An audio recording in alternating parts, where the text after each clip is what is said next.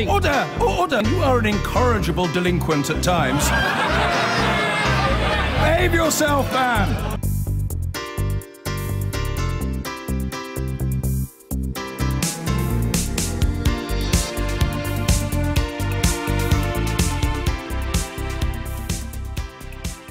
The Crown Prince of Saudi Arabia is arriving in London today. It's an official visit. Mohammed bin Salman is getting the full red carpet treatment. He's having lunch with the Queen, dinner with Prince Charles, like him, the heir to the throne, a trip to Chequers to see the Prime Minister. Now, he is an interesting figure. He's only 32.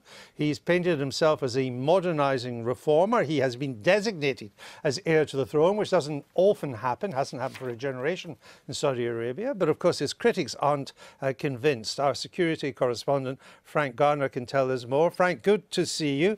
Let me just ask you this, because he seems to be a quixotic character. He's known as something of a domestic reformer, but the number of beheadings since he was named heir apparent have doubled in Saudi Arabia. He's known to be a modernizer, but he's also involved in an aggressive and horrendous war in the Yemen. Tell us more about him. Sure, let me try and peer through the smoke. I have actually met him. I met him 4 years ago, but when he was nobody'd even heard of him. So he's risen to power very, very quickly. He is a modernizer, he is a reformer, but let's not be starry-eyed about him. He is no Democrat. Saudi Arabia still has a very poor human rights record, and as you rightly say, it's involved in a damaging war in Yemen. He has a vision for Saudi Arabia. Diplomats have said this is the guy that is needed to shake up the sclerotic Saudi system, because it couldn't go on the way it was. Oil prices are declining in real terms. The youth population is bulging. 70% of Saudis are under the age of 30, and a lot of them haven't got jobs. And of course, without democracy, without political representation, sooner or later there was going to be something had to give. So what he's doing is he's saying, right, let's empower women. It's absurd that in 2018, half the adult population aren't allowed to drive. So that's going to happen from June. He's reintroducing cinemas. He's allowing women to run their own businesses, to travel abroad, things that the hardline extremist clerics previously hadn't allowed them to do. So he's pushing back the power of the clerics. In that sense, he's a modernizer. But he is no Democrat. He's locked up over 200 people and shaken them down for their assets, accusing them of corruption. He himself, and I'm not suggesting he's corrupt, but he himself has a £450 million yacht that he bought a couple of years ago, and debatably the most expensive property in the world, a large chateau in France. People don't seem to mind that. He's very popular with young Saudis. Now, when it comes to Yemen, he, as defense minister, brought Saudi Arabia into a war that was already underway. The Saudis didn't start this war, the Houthi rebels did in September 2014. But 6 months later, he led an air campaign thinking he could bomb the Houthis back to the negotiating table and they would sue for peace. That hasn't happened. They've held on, and Yemen has suffered as a result. Should the British be right in wanting to get close to him? His domestic reform programme, we don't know where that will lead, whether it will be a success. He's bogged down in the Yemen, a war very much with his name now stamped on it. The Saudis have lost massive influence in the Lebanon. They've lost out to the Iranian-backed forces in Syria, and they've not even been able to cow little Qatar. So is he, is he going to succeed? Is he someone that you want to be alongside? Well, I think you have to ask, what is the alternative? I'm not going to sort of put my hand up and say yes or no, we should be friends. There is no disputing, and I don't think even his opponents would dispute that Saudi Arabia as a country is enormously important. It's the birthplace of Islam. It's home to the two holiest shrines in Islam, Mecca and Medina. It is, a site of pilgrimage for millions every year. It's the world's biggest oil producer. But its policies definitely deserve to come under the microscope. Now, if Britain were to cut ties and say, well, actually, we no longer want to be friends with Saudi Arabia, we would lose what little influence we do have over them.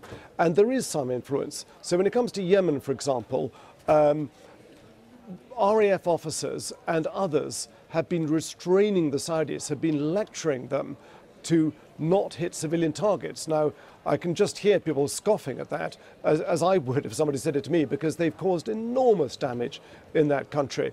But it would be even worse. The Saudis feel that they are surrounded by an advancing, aggressive Iranian expansionism. After 2003, Iran essentially expanded its militias into Iraq, into Syria, into Lebanon, and now they're feeling that they're surrounded from Yemen as well. So they're trying to push back. All right. Frank, it's always a pleasure to talk to you. Thanks for being on the Daily Politics today. Mel Stride, 10,000 killed in the Yemen so far, 500,000 suffering from cholera, 20 million in need of humanitarian assistance. Are you happy that all this is happening with the force of British arms? Well, the situation in the Yemen is clearly very tragic indeed, and we have a situation that we have to deal with. So what we are is one of the largest humanitarian donors to those in the area. We're working using our influence on the inside to make sure that we open up those humanitarian routes, those commercial routes in the ports that have been blockaded. But we haven't managed that. And so on. Well, we have made some progress, and there's far more progress that needs to be done. But the third and most important point in many ways is that we use our influence to move towards a peace process, to reopening dialogue and to getting a political So why solution in 18 months we haven't even managed to draft resolution for a ceasefire at the UN? Well, we keep pushing. I mean, but we haven't, because we've not managed to draft the resolution.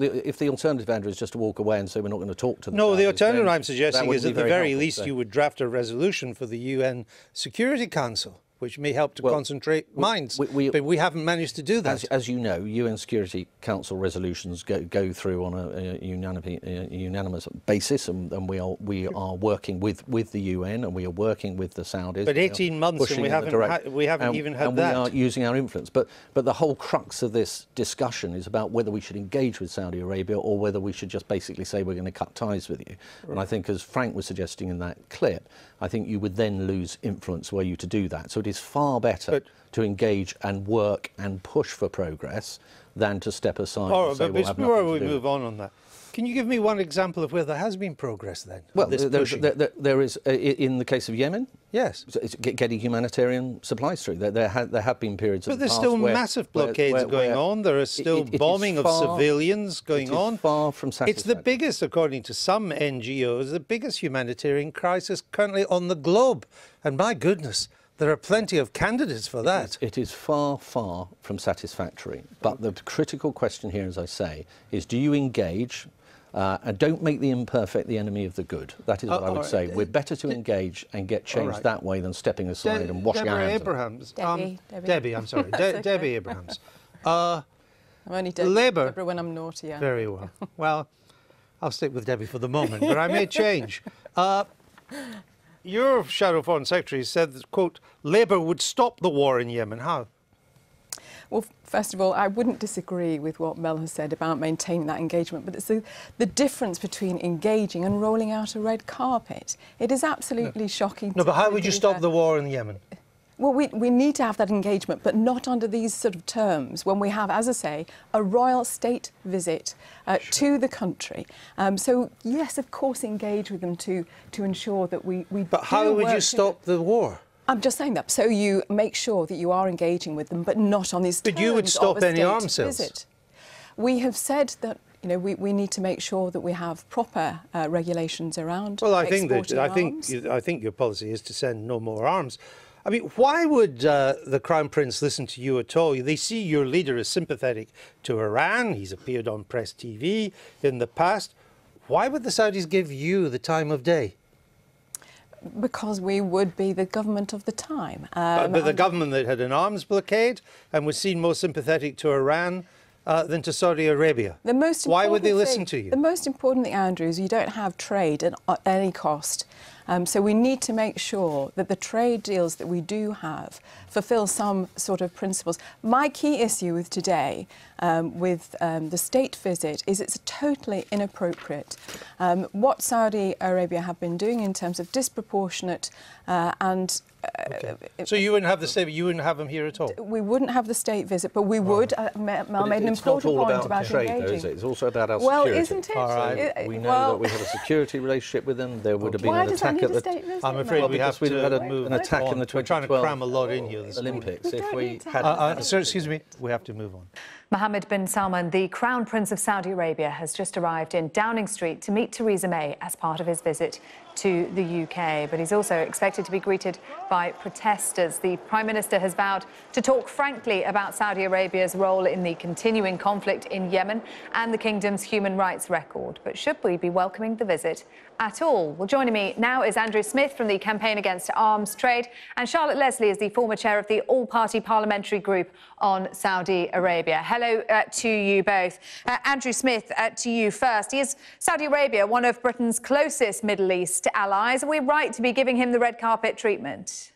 Well, no, the Crown Prince is the figurehead for a regime with one of the most appalling human rights records in the entire world. This is a regime which executes people for protesting against it. This is a regime which has oppressed women for decades and decades, and which has a terrible record on LGBT rights. And it's a regime which has inflicted a terrible humanitarian catastrophe on the people of Yemen. We should not be welcoming the Crown Prince. We should not be giving him the red carpet treatment and giving a major propaganda victory to one of the most oppressive dictatorships in the world. Charlotte Leslie, the Crown Prince has had an audience with the Queen, followed by lunch with Her Majesty and the Duke of York. He's meeting Theresa May in Downing Street. He's going to Chequers tomorrow. He's got dinner at Clarence House with the Prince of Wales and the Duke of Cambridge. Is that inappropriate given Saudi Arabia's human rights record? Well, I have to say, I find reactions like Andrew's slightly bizarre. The Crown Prince is a very unusual figure in the Middle East. Here you have a leader of his kingdom that's taking his kingdom in exactly the direction that his Western critics have wanted it to go in for a long time, but also crucially, and this is really important, a direction that its youth, Saudi Arabia's youth, which comprise 70% of the population are under 30, also want the kingdom to go in. Now, on any normal planet, I would have thought that this is a move and this is a figure we would be really welcoming. Here is a person who has said they want to move to a different type of Islam, has acknowledged the problems that Saudi Arabia has had with extremism in the past, is committed to tackling security issues together with the UK, and is giving women the right to drive. I mean, speak to Saudi women and hear how excited they are about the freedoms they're being given. I'd have thought this is something we should be, as we are, really encouraging. Andrew Smith, this is a man moving his country in the right direction. Theresa May herself said that. He's moving in the direction we want to. He's increasing rights for women, among others. Shouldn't we be celebrating that? Well, nobody protesting tonight is against women in Saudi Arabia having the right to drive. The point is that they should always have had the right to drive. In the last year, new figures from Reprieve show that the execution rate in Saudi Arabia has actually doubled since the Crown Prince came to power. 140 people were executed in Saudi Arabia last year. In fact, only last week, human rights campaigners were given 6 years in prison for sending tweets. As we speak, journalist Raif Badawi is in prison for 10 years and has been sentenced to 1,000 lashes for writing a blog. This is not a regime which is changing its ways in any significant measure. And if a regime is changing its ways, then that's because of international condemnation. It is not because of arms sales from countries like the UK, which have sold the Saudi regime £4.6 billion worth of fighter jets and bombs since it began its brutal bombardment of Yemen. Charlotte Leslie, we'll come on to Yemen in just a moment because it's an important part of this discussion. But on what Andrew has just set out there is what many suspect is that the Crown Prince, the moves that he's made, the reforms that he's made are cosmetic rather than really genuine. Well, it's a shame that people have these opinions without doing, as I've had the privilege to do, speaking to Saudi people, speaking to Saudi women who are actually living in the kingdom and speaking to Saudi youth. Now, I think there's an important point here. Yes, the kingdom is moving in a direction that many of us are very pleased to see. Is it perfect? Goodness me, of course not. Now, even the Crown Prince himself in a recent interview said that he has, in the kingdom, a very long way to go on human rights. But I think this comes to a fundamental choice as to how you want to see change in other countries happen. Do you want to work with countries when they're wanting to move in a direction, and all the evidence is that they do in a way that's going to be good for global security and good for human rights, or do you want to stand with a placard and protest but not actually achieve very much? Now, I think the constructive thing to do, as we're seeing with moving to Yemen for a second, our efforts in DFID and the Penny Mordaunt, the Secretary of State, to coordinate with Saudi Arabia to try and get more aid into Yemen, you get more results for the people who really matter if you work with regimes and countries who are trying to change, than rather being angry and protesting. But again, that's a choice. Charlotte, if people do want to protest, that's fine, but that's not the way to get significant change that we say we want. But of course people are going to be angry when the UN tells us 7,700 civilians have died in Yemen, most of them as a result of Saudi-led airstrikes. There's a huge amount of misinformation. The former special envoy, the UN special envoy, recently told the UN Security Council that one of the major stumbling blocks to peace in Yemen and a political solution was that the Houthis, who were the insurgents who overthrew the internationally recognised government led by President Hadi, wouldn't come to the table for peace talks. The situation in Yemen is unequivocally diabolical. But let's be accurate about the causes for this. The Saudi-led coalition went into Yemen under a UN Security Resolution 2216 at the request of the internationally recognised government. Have there been mistakes? Is war a terrible thing? Is there a diabolical humanitarian crisis taking place? Yes. But if we're to actually begin to resolve this, we have to look at the actual causes and not at causes which have been very misrepresented, bizarrely misrepresented across the popular media, which doesn't help resolve the problem that we're really facing and the millions of starving people in Yemen. Andrew Smith. Well, as we speak, there are UK-made fighter jets dropping UK-made bombs on Yemen. Those fighter jets are being flown by pilots who have been trained by UK personnel. At the moment, there are also thousands of people who are locked up in Saudi prisons for just merely campaigning for the same kind of rights that me and Charlotte are able to take for granted. When those people see the images of the Crown Prince having the red carpet rolled out from at Downing Street, having dinner with the Queen, they're going to see that the message it's sending is that their rights don't matter and that arms exports and close, cosy relationships with a brutal dictator are more important than their human rights. What about the economic factor, though? Because our arms deals with Saudi Arabia are worth a huge amount of money and tens of thousands of jobs, aren't they, Andrew? Well, actually, the arms exports account for a very small fraction of the jobs in the economy. It's about roughly 0.2%. But it's a very small sector of the economy, but one which has carried a huge voice in the corridors of power. It also employs extremely skilled people, and it's people whose skills we want to see being put into positive areas of engineering, into promoting areas like renewable energy, not into an industry that's entirely dependent on warring conflict in order to make a profit. Are we being nice, too nice? Are we pandering to Saudi Arabia because we need them economically post-Brexit, Charlotte Leslie? Should we be tougher and less afraid to ruffle feathers? No, I mean, I think, just to meet some of Andrew's points, it's worth saying with the arms exports, Andrew's organisation tried to bring a judicial review against the government in terms of whether we should be exporting arms to Saudi Arabia or not. Now, the High Court pretty unequivocally said that there was no reason to suspend arms sales to Saudi Arabia, yet they want to continue and try and launch an appeal. This has cost £600,000 to the taxpayer already, launch an appeal against this decision, which the court, you know, our legal institutions in this country says has no real chance of standing. But beyond that, I think it's naive to stand back from a country that's really trying to make the kind of changes that we've been wanting to see in the West for a very long time, when there's so many sectors we could cooperate on. Do we want to see better education for Saudi people? Do we want to see better healthcare? Do we want to see a country less dependent on oil and developing its green technology? Are these areas of expertise that we have? Yes, they are. Now, you can take a moral luxury of standing with a placard and choosing your enemy and protesting about them, or you can try and enable a country to change from, yes, it's very, very low record on human rights, to improve that and improve the lives of Saudis. And also, if we're the ones supplying arms to the Saudi government, that comes with an awful lot of restrictions on the way those arms are used, more rigorous than any in the world. If we weren't providing the Saudis with arms, the Chinese and the Russians would, and I would leave the viewers to decide whether their concerns for human rights are anywhere near the West's and our concerns for human rights. OK, we are out of time. Charlotte Leslie Andrewson, thank you very much indeed for talking to us. Well, now, the red carpet was rolled out for the Saudi Crown Prince's visit to Britain today, but Theresa May said she would raise human rights issues in her talks with Mohammed bin Salman, as Jeremy Corbyn accused the government of colluding in war crimes by Saudi forces in the Yemen civil war. Mrs May strongly defended Britain's ties with the kingdom, saying cooperation over issues like terrorism had potentially saved hundreds of lives. Our international editor, Lindsay Hilsum, has this report. It's a diplomatic tango, and she has to walk backwards in high heels. The Prime Minister welcomed Crown Prince Mohammed bin Salman to Downing Street today for talks that will focus on trade. He brought with him half a dozen ministers who will discuss deals in education, healthcare and tech. Britain hoping to profit from the Prince's plan to diversify the Saudi economy. They met the full cabinet.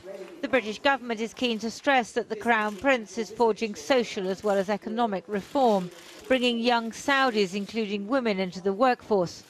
Although the kingdom's human rights record remains poor, people have been locked up for criticising the Crown Prince, and the number of executions has doubled. Just up the road, protesters were loading symbolic body bags and counting the cash.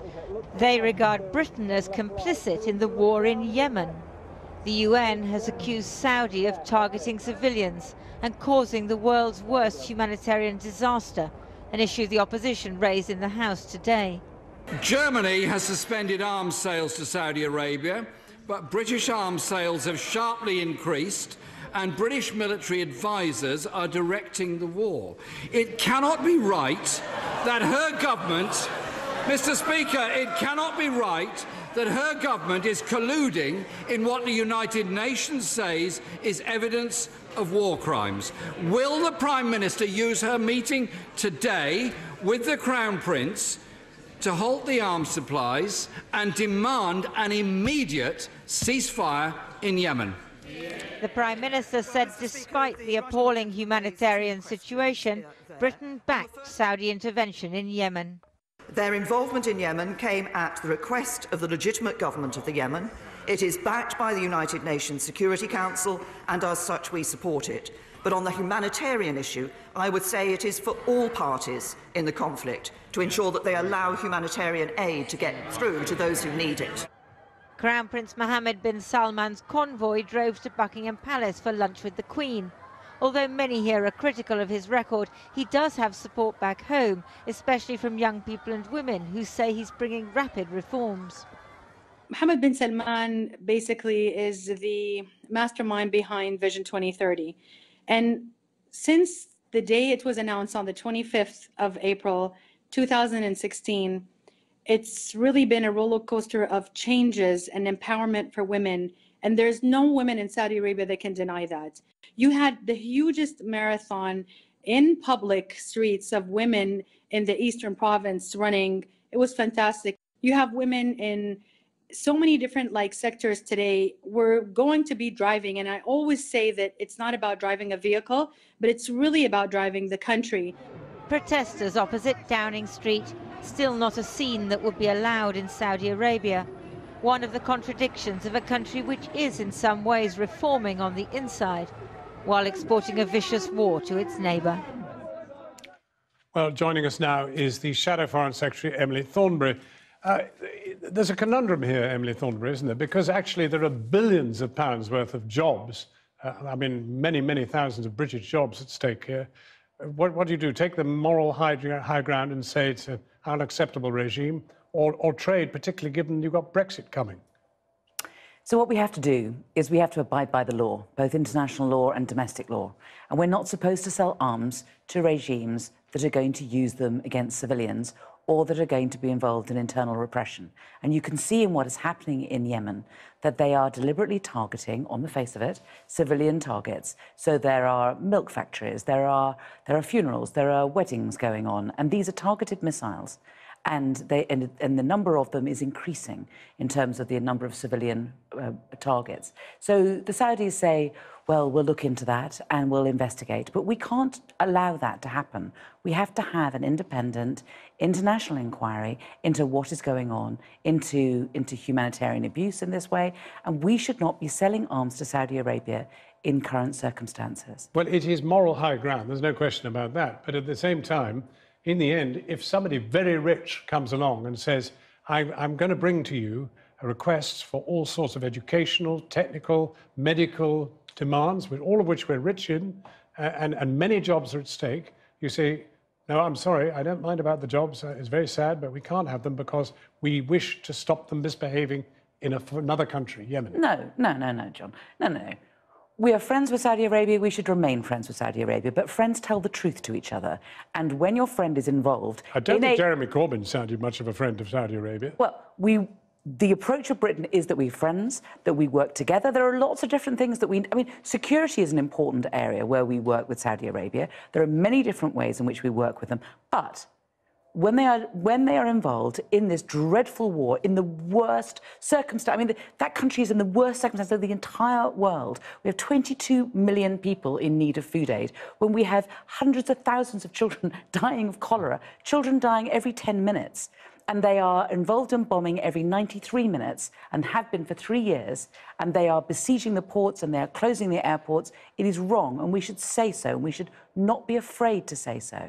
And I'm afraid the Crown Prince is the architect of this. He was in charge of the war when it began. He's in charge of the bombing campaign, and we have to call it out.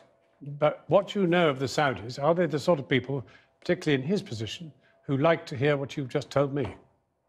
They need to hear it, and there's a number of other things that they need to hear. They also need to hear, we hear about the Crown Prince being a great reformer, but we also need to call out the fact that the number of executions has doubled since he became leader of Saudi Arabia. We also should call out the fact that the Prime Minister of Lebanon was called over to Saudi Arabia on a so-called camping trip, gets beaten up, then put on television and told that he has to resign. These things need to be called out. 30 members of the establishment in Saudi Arabia being arrested and not let out until they hand over large amounts of money. You know, this is the reality of Saudi Arabia. And yes, he may be allowing women to drive.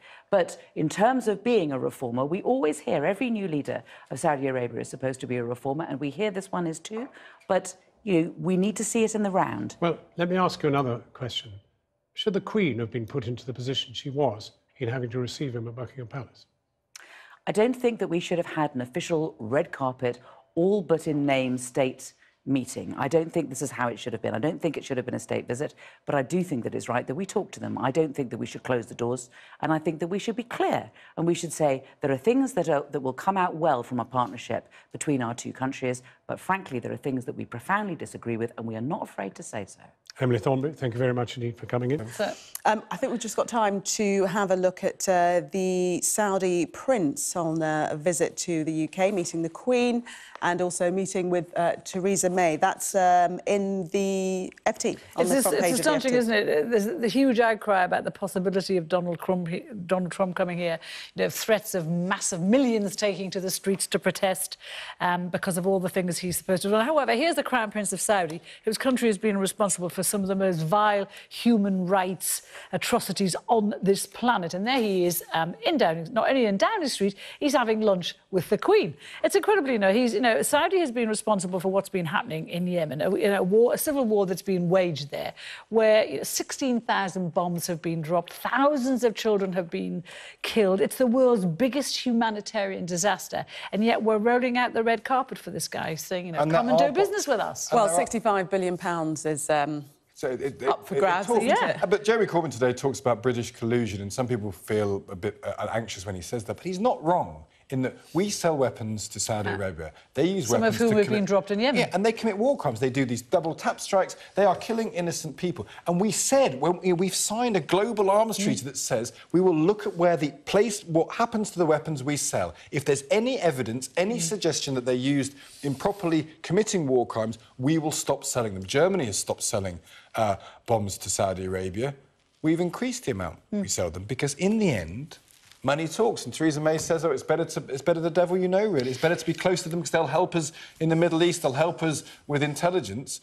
Meanwhile, they're executing their own citizens. A charity called Reprieve says that he has executed more people since he came to power than the previous leader. But he's the great reformer, though. He's supposed to be the great moderniser, the man who let women drive. Women can drive to the execution. Well, they can drive to execution. He'd let women drive, but they still have to ask permission from a man to go out, to get an education, to get a job. So he's not such a great moderniser.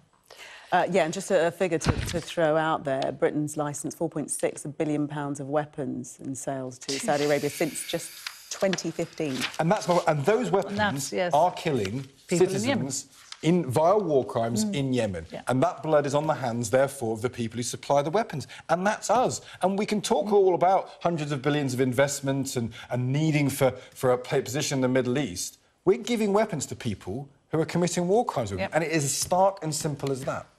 Stick and Carol, thank you for the minute. I've been getting away with it.